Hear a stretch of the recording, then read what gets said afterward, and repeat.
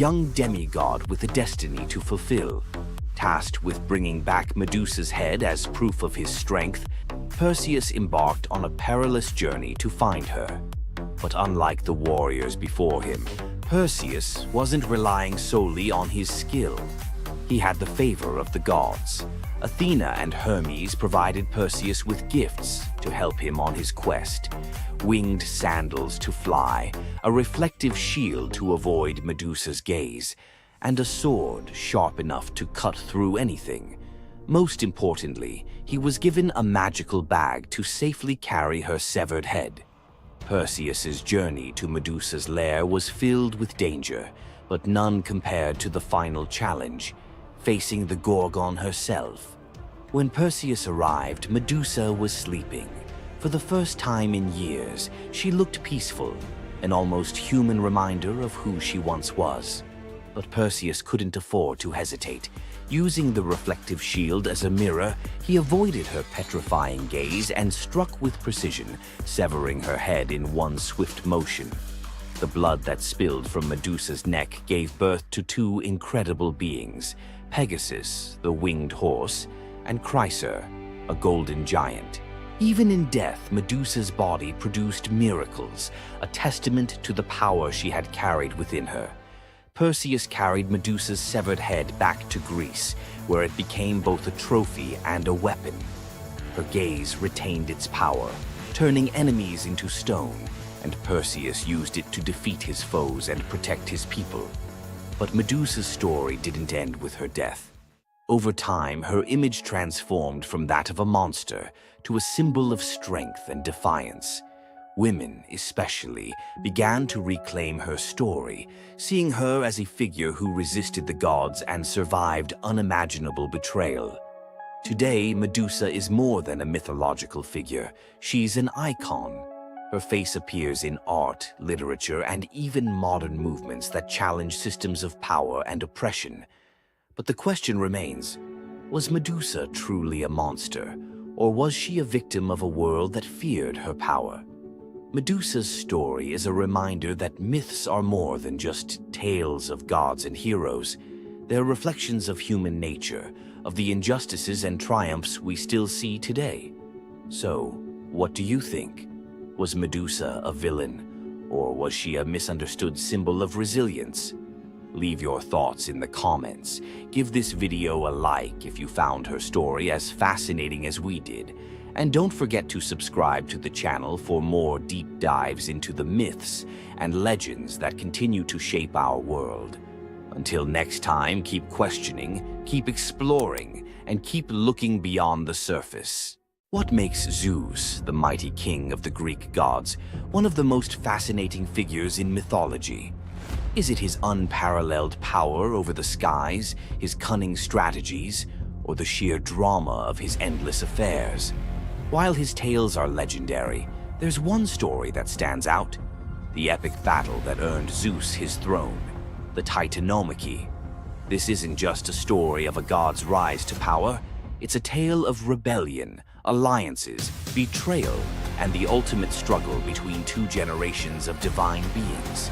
Stay with us as we dive into the myth of the Titanomachy, Zeus's role in overthrowing the Titans, and the secrets that shaped his reign. Before Zeus became the king of the gods, his father, Cronus, ruled the cosmos. Cronus was the youngest of the Titans, a race of primordial deities born of Uranus, the sky, and Gaia, the earth. The Titans were immensely powerful, but also deeply flawed. Cronus had gained power by overthrowing his own father, Uranus, in a brutal act of betrayal. But just as Cronus had betrayed his father, a prophecy loomed over him, warning that one of his own children would overthrow him. To prevent this, Cronus took a horrifying precaution. He swallowed each of his children as they were born, imprisoning them in his stomach for eternity. But Gaia, the ever-watchful mother of the gods, wasn't about to let this happen again. When Rhea, Cronus's wife, gave birth to Zeus, Gaia devised a plan. Rhea tricked Cronus by handing him a stone wrapped in swaddling clothes, which he swallowed, believing it was his newborn son. Meanwhile, Zeus was spirited away to a hidden cave on the island of Crete, where he was raised in secret. Zeus grew up under the care of nymphs and a goat named Amalthea, who nourished him with her milk. As he matured, Zeus learned of his father's tyranny and vowed to free his siblings and challenge Cronus's rule. Zeus couldn't take on Cronus and the Titans alone. He needed allies. His first move was to rescue his siblings trapped inside Cronus. With the help of the goddess Metis, Zeus tricked Cronus into drinking a potion that caused him to vomit up his children, Hestia, Demeter, Hera, Hades, and Poseidon, fully grown and ready for battle. Now united, the 6 Olympian siblings declared war on Cronus and the Titans. But the Titans were powerful, and the war, known as the Titanomachy, would rage for 10 years with no clear victor. Realizing they needed an advantage, Zeus turned to the most unlikely of allies, the Hecatonchires and the Cyclopes. These were monstrous children of Gaia and Uranus, imprisoned in Tartarus by Cronus out of fear of their immense power. The Hecatonchires had 100 hands and unparalleled strength, while the Cyclopes were master craftsmen. Zeus descended into Tartarus, defeated its terrifying guardians, and freed these imprisoned beings. In gratitude, the Cyclopes forged weapons for Zeus and his brothers. Zeus received the thunderbolt, Poseidon the trident, and Hades a helmet of invisibility. With these tools and the raw power of the Hecatonchires, the Olympians finally had the upper hand. The final clash of the Titanomachy was a cosmic spectacle. The Titans, led by Cronus, unleashed their full fury, shaking the very foundations of the universe. Mountains crumbled, seas boiled, and the skies erupted in chaos. But Zeus and his allies were relentless. Zeus hurled his thunderbolts with unerring precision, scorching the battlefield and scattering the Titans' ranks. Poseidon unleashed massive earthquakes, and Hades used his helmet of invisibility to sow confusion among their enemies. The Hecatonchires proved invaluable, hurling massive boulders with their 100 hands, overwhelming the Titans. One by one, the Titans fell, their immense power no match for the combined might of the Olympians and their allies. Cronus was the last to fall. Zeus struck him down with a thunderbolt so powerful that it split the skies. With Cronus's defeat, the Titanomachy was over. With the Titans defeated, Zeus and his siblings faced a choice: what to do with their vanquished foes. In a move both strategic and ruthless, Zeus imprisoned the Titans in Tartarus, deep within the underworld, where they would remain for eternity under the watchful eye of the Hecatonchires. Zeus then divided the cosmos with his brothers. He claimed the skies as his domain, Poseidon took the seas, and Hades ruled the underworld. Together, they established the rule of the Olympians, with Zeus as their undisputed king. But the Titanomachy left scars. Gaia, enraged by the imprisonment of her Titan children, gave birth to new monstrous beings to challenge Zeus's reign. Among them was Typhon, a creature so fearsome that even the gods trembled before him. Typhon's battle with Zeus is another story for another day, but it serves as a reminder that power in the ancient world was never secure. Zeus's rise to power marked the beginning of a new era, but his reign was anything but peaceful. While he was the king of the gods, his rule was marked by constant challenges, from rebellious mortals to jealous deities and his own unquenchable desire for love and control. Zeus was both a protector and a tyrant, a figure who inspired awe and fear. His thunderbolts were a symbol of justice, but they were also a tool of destruction. He fathered countless children, both mortal and divine, and his many affairs often sparked conflict among the gods. Yet, despite his flaws, Zeus's rule brought stability to a chaotic world.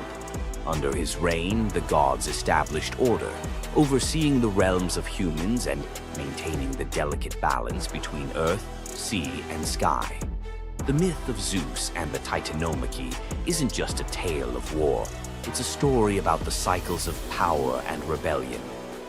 Just as Zeus overthrew Cronus, who had overthrown Uranus, Greek myths suggest that even the mightiest rulers are vulnerable to the forces of change. Zeus's story reminds us that leadership comes with its own set of challenges. It's not just about gaining power, it's about maintaining it, often at great cost.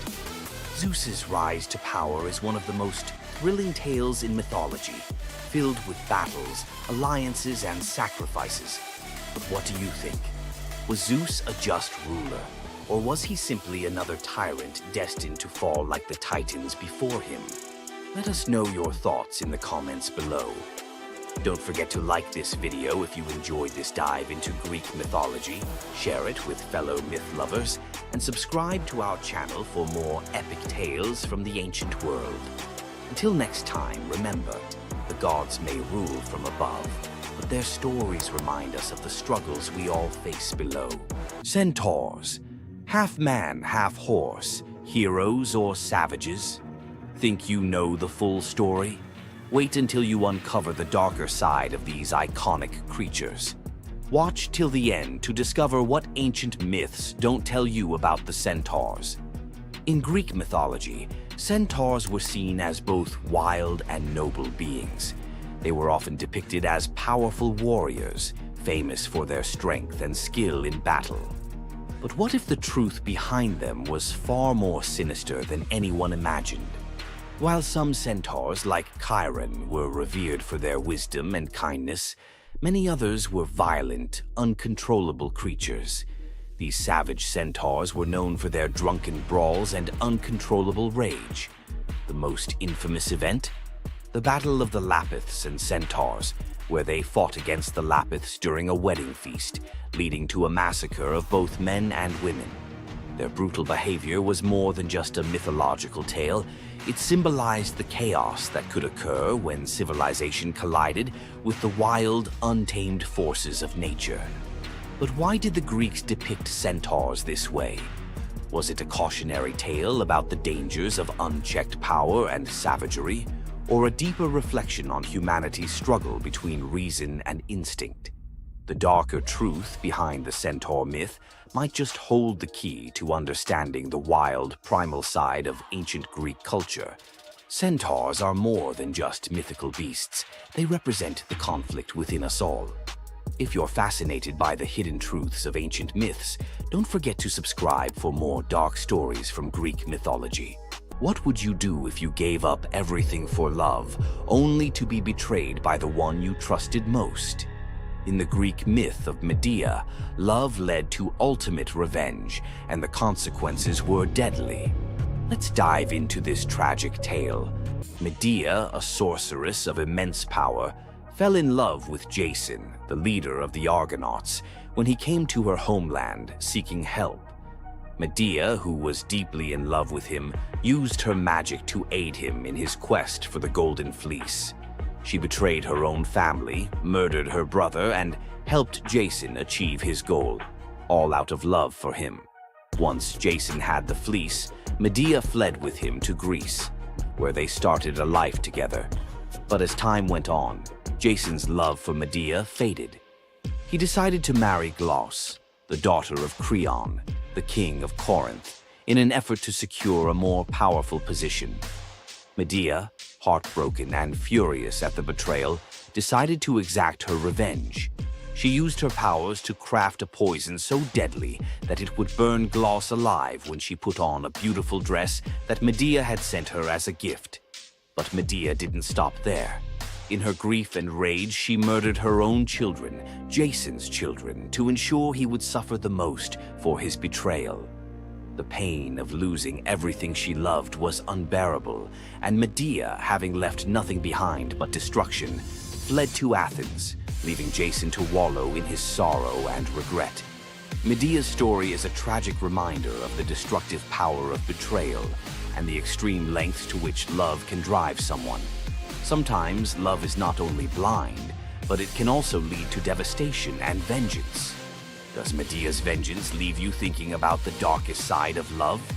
Subscribe for more ancient Greek myths filled with twists, power, and passion.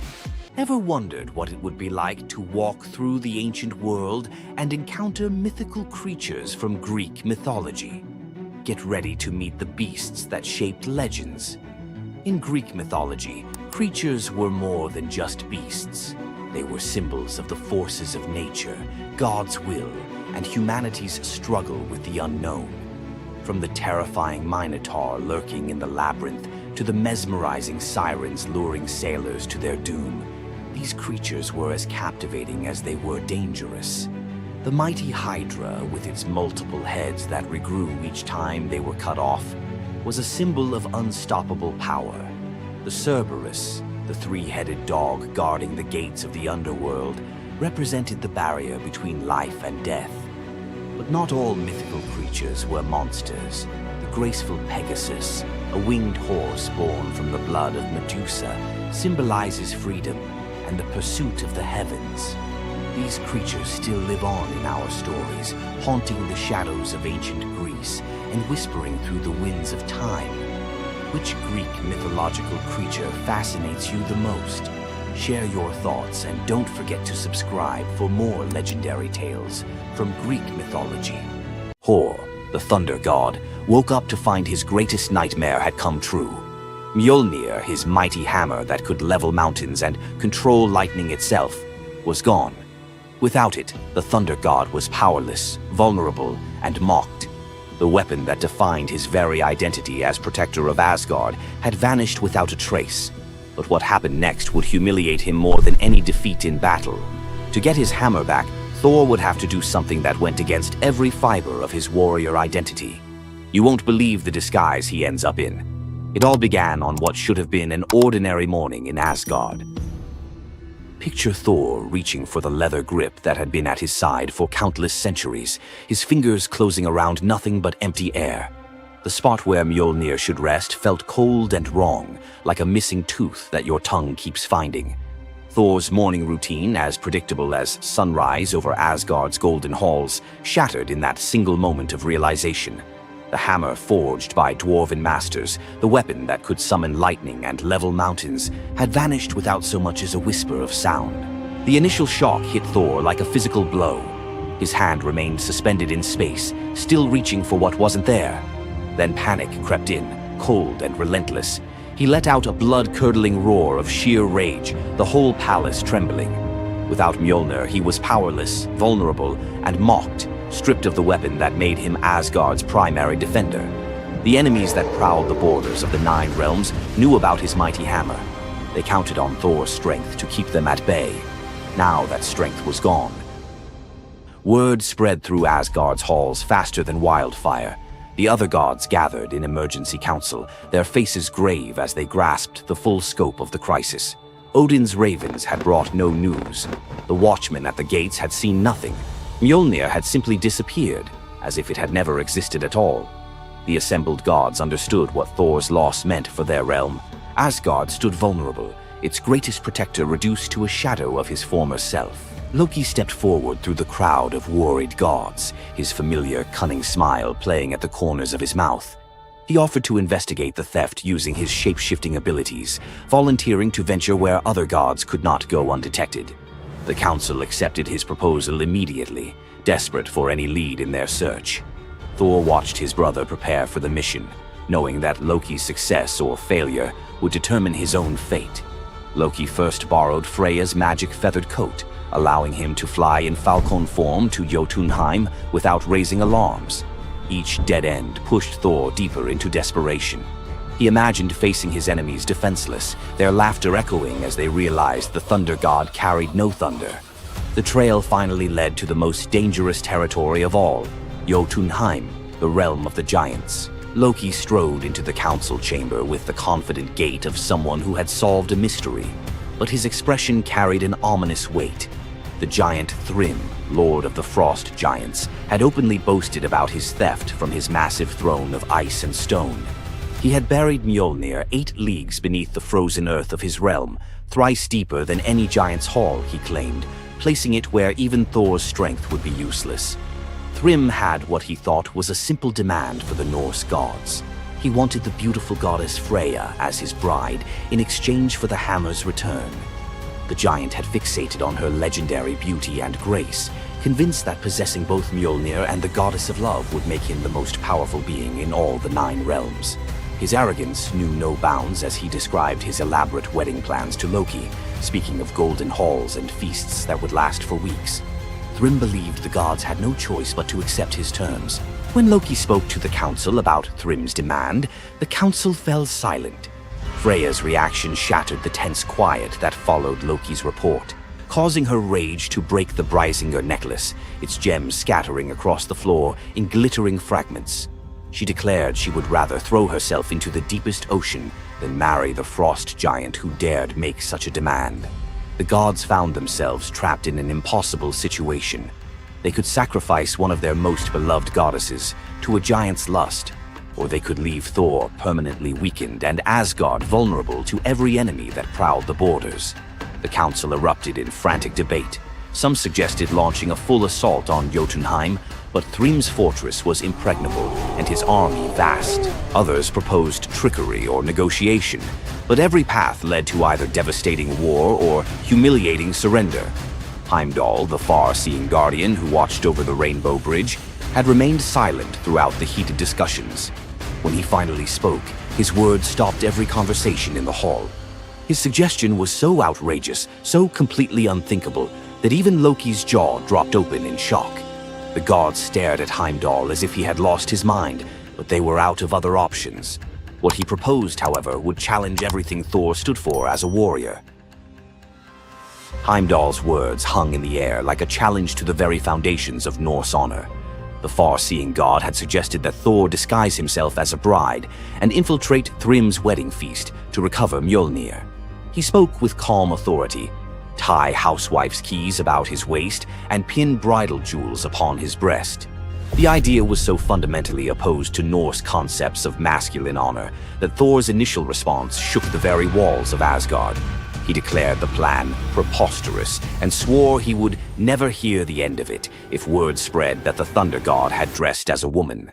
The assembled gods watched in tense silence as their mightiest protector wrestled with a challenge that could not be solved through brute force or lightning strikes. They had already considered launching a full assault on Jotunheim, but Thrym's fortress was impregnable and his army vast. No other choice remained. Thor paced the hall like a caged wolf, his massive fists clenched as he grappled with the impossible choice between his warrior's pride and his duty to protect Asgard. Every instinct in his body rebelled against the idea of abandoning his identity as a fearsome warrior to play the role of a delicate bride.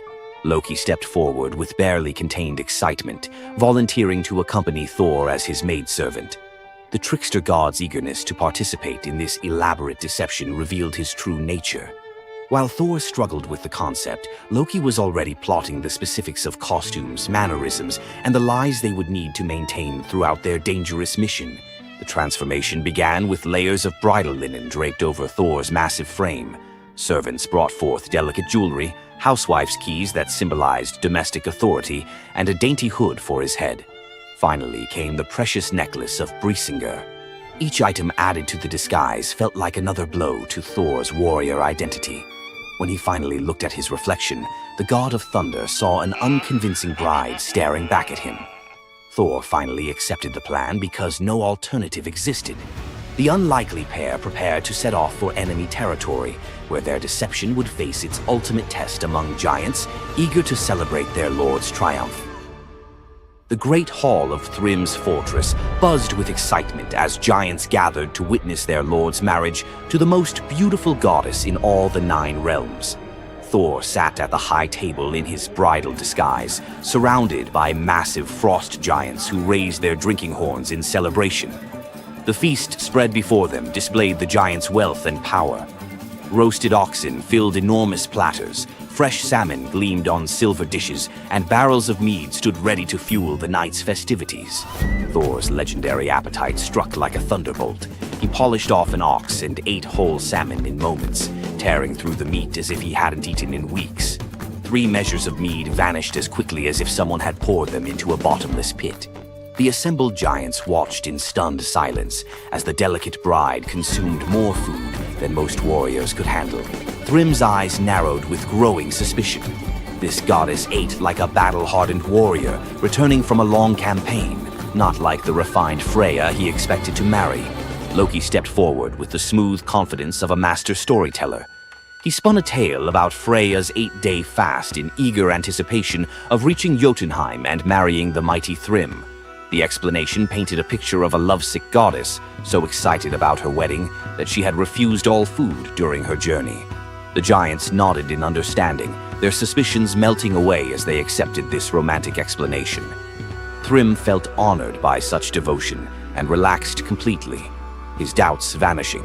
Beneath his bridal veil, Thor's rage simmered like molten metal ready to explode. Every moment at the feast brought new challenges as he struggled to maintain feminine mannerisms while surrounded by his enemies.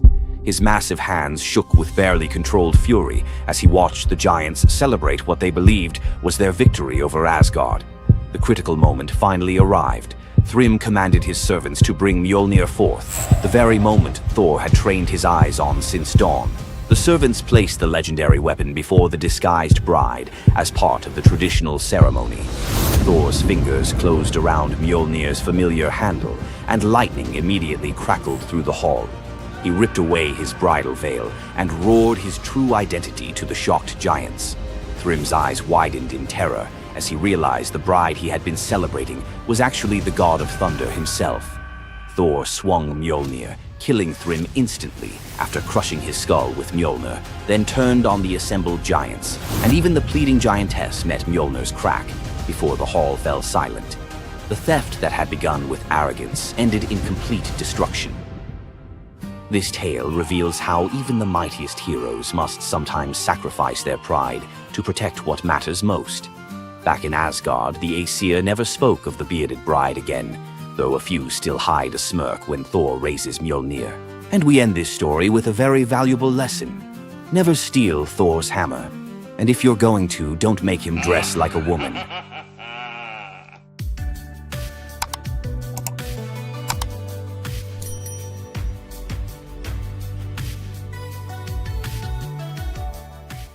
You've heard of a goddess whose beauty was unmatched. But what if I told you that her beauty wasn't what it seemed? In fact, her allure led to some of the darkest consequences in ancient myth. This goddess, adored by many, held the power to captivate anyone with a mere glance.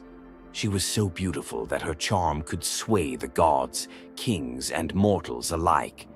But this beauty came with a deadly price. The goddess we're talking about is none other than Aphrodite, the Greek goddess of love and beauty. While she is often depicted as the epitome of grace, sensuality, and allure, her beauty was more of a curse than a gift. Aphrodite's powers extended beyond just physical beauty.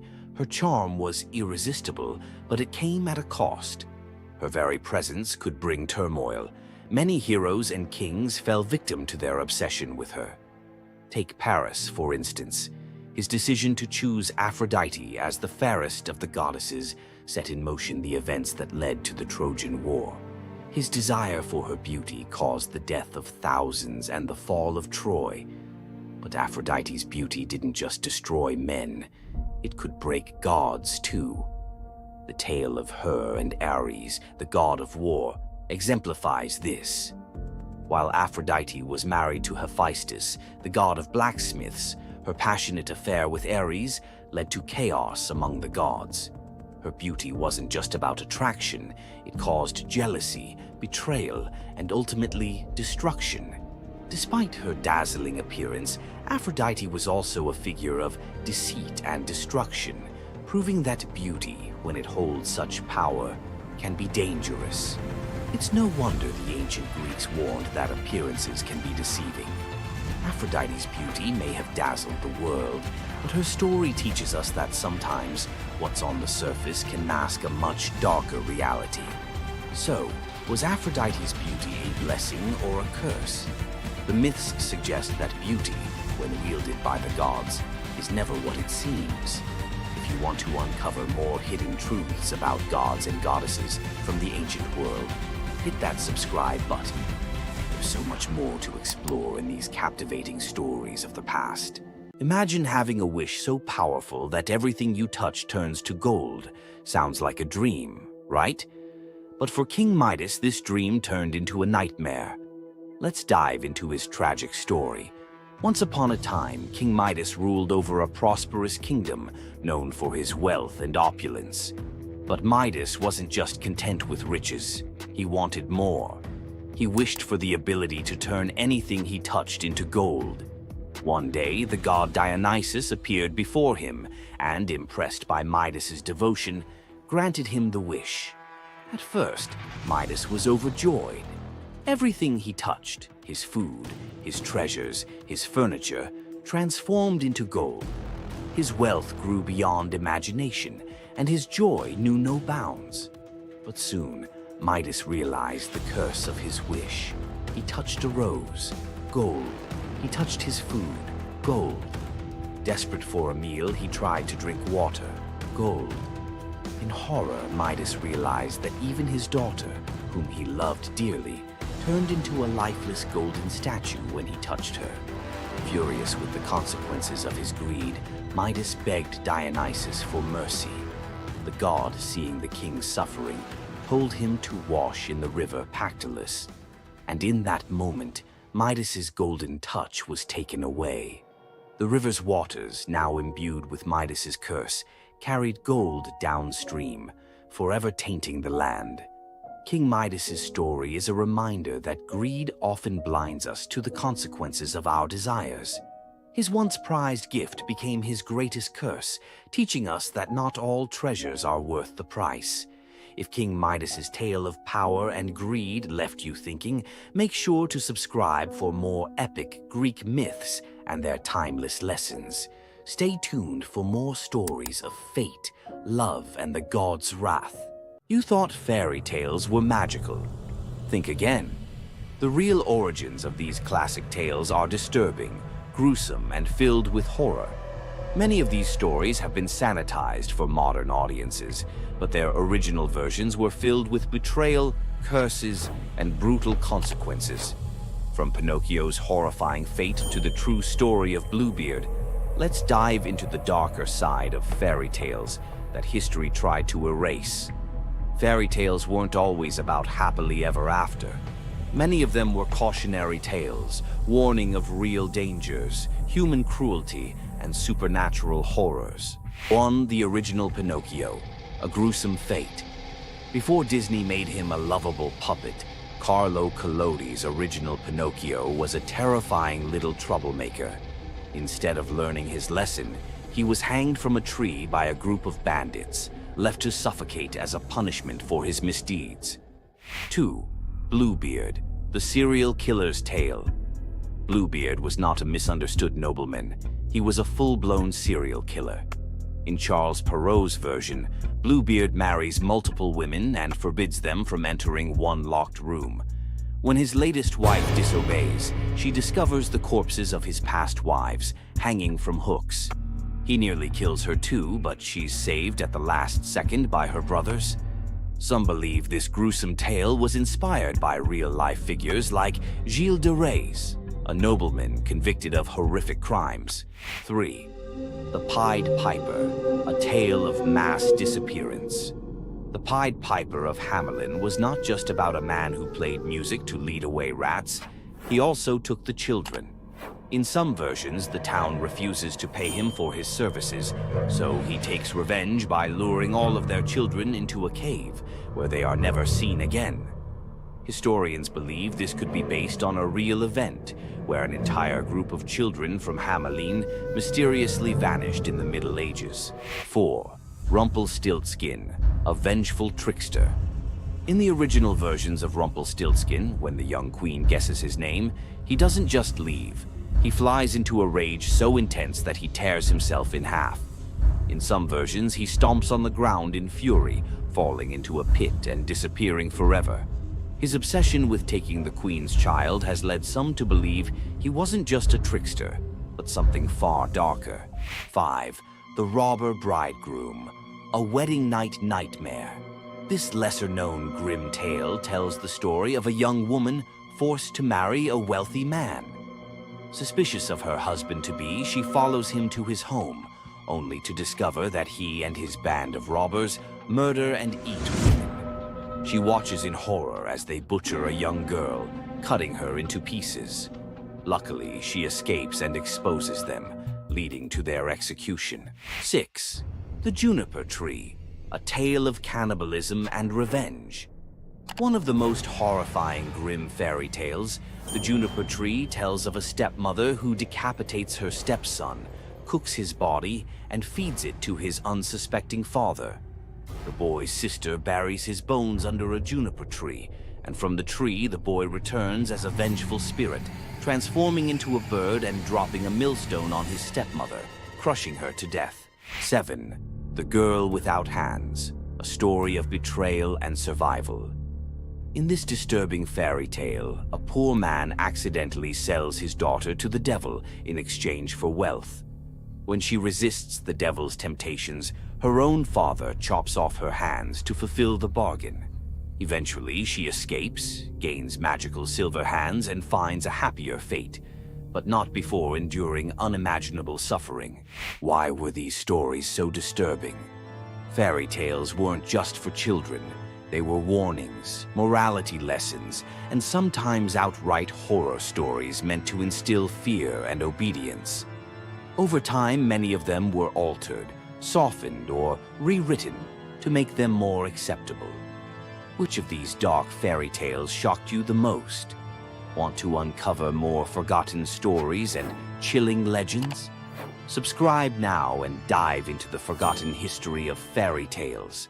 Athena, the goddess of wisdom, war, and strategy, was one of the most powerful deities in Greek mythology. Feared by enemies, honored by heroes, and even challenging Zeus himself, Athena's legacy shaped legends, wars, and the very foundations of civilization. But was she truly a goddess of justice, or was there a darker side to her wisdom? Let's dive into the real story of Athena. Athena wasn't born like other gods. She burst fully grown from Zeus's head, armed with a spear and shield, a goddess of war and wisdom from the very start. But her story is more than just divine power. It's one of strategy, conflict, and influence that shaped the Greek world. The protector of heroes, Athena wasn't just a warrior. She was a tactician, a guide, and the ultimate ally to heroes. She helped Odysseus outwit the gods, gave Perseus the shield to defeat Medusa, and was the unseen force behind many Greek victories. The battle for Athens, Athena and Poseidon competed for control of the greatest city in Greece. Poseidon offered a mighty ocean, but Athena gave the olive tree, a symbol of wisdom and prosperity. The people chose her gift, and Athens was named in her honor. The merciless judge? Athena may have been wise, but was she just? When Medusa was assaulted in her temple, Athena didn't punish Poseidon, she punished Medusa, turning her into a monster. Later, she created the first court of law, showing her power wasn't just in battle, it was in justice, law, and politics. Wisdom and war, always balanced. Unlike Ares, the god of chaos and bloodshed, Athena's warfare was tactical, calculated, and precise. She was the goddess of the battlefield, but also the goddess of philosophy, craftsmanship, and knowledge, a balance between violence and intelligence. Her lasting legacy, Athena's symbols, the owl, the shield, and the olive tree, still represent wisdom, strategy, and peace today. The Parthenon, her great temple, still stands, and her influence can be seen in modern philosophy, war strategy, and even democracy itself. Athena wasn't just a goddess of wisdom. She was a warrior, a ruler, and a force that shaped civilizations. But was she truly wise, or just the ultimate strategist who always got her way? Want more deep dives into legendary gods and goddesses? Subscribe now and uncover the myths and realities of ancient deities. Imagine being one of the greatest hunters in the world, known for your unmatched speed and skill. But despite all your abilities, your destiny is determined by a simple golden apple. Let me tell you the tragic tale of Atalanta, the huntress who couldn't escape her fate. Atalanta was abandoned at birth by her father, Zeus, who didn't want a daughter. Left to die in the wilderness, she was raised by a she-bear, learning to hunt and survive. As she grew, Atalanta became a legendary warrior, her skills in hunting unmatched. But no matter how great she became, she could never escape one thing: her prophecy. A prophecy foretold that Atalanta would only marry a man who could outrun her in a race. As the years went by, many suitors came, eager to win her hand. But Atalanta, fiercely independent, defeated them all. Her speed was unbeatable, and no man could match her skill. Then came Meleager, a brave hero who had heard of Atalanta's strength and beauty. Unlike the others, he didn't boast about his abilities. Instead, he came prepared with a plan. Meleager, knowing Atalanta's curse, asked the goddess Aphrodite for help. She granted him 3 golden apples, which he used to distract Atalanta during their race. As Atalanta raced ahead, confident of her victory, Meleager tossed the apples one by one in her path. The golden apples were so beautiful, they distracted Atalanta just enough to slow her down. In the end, Meleager won the race, and Atalanta was forced to marry him, despite her reluctance to give up her independence. But the story doesn't end in happiness. Atalanta and Meleager's marriage was plagued with regret. Atalanta, still driven by her need for freedom, felt trapped by the very love she couldn't escape. And in the end, Meleager, whose destiny was also marked by the gods, tragically died before she could ever truly be free. Atalanta's story is a tale of love, fate, and the clash between personal destiny and desire. Despite her unmatched strength and independence, her fate was sealed by love, and her story remains a tragic reminder of how even the most powerful can be brought down by what they cannot control. If Atalanta's bittersweet story of fate and love left you in awe, subscribe for more untold Greek myths and the heroes who shaped the ancient world. Loki's punishment was brutal. Bound deep within a cavern, his body lashed to 3 jagged rocks with the entrails of his own son. Above him, a serpent hung poised, venom dripping relentlessly onto his exposed skin. This scene, drawn from the poetic Edda and the prose Edda, became a symbol of both divine vengeance and suffering that echoed through Norse legend. But the gods never counted on one presence: Sigyn, Loki's faithful wife. Her hands trembled as she knelt beside him, catching each drop of poison before it could sear his flesh. Her quiet devotion became a fragile shield against the god's wrath. Why did she choose loyalty over escape?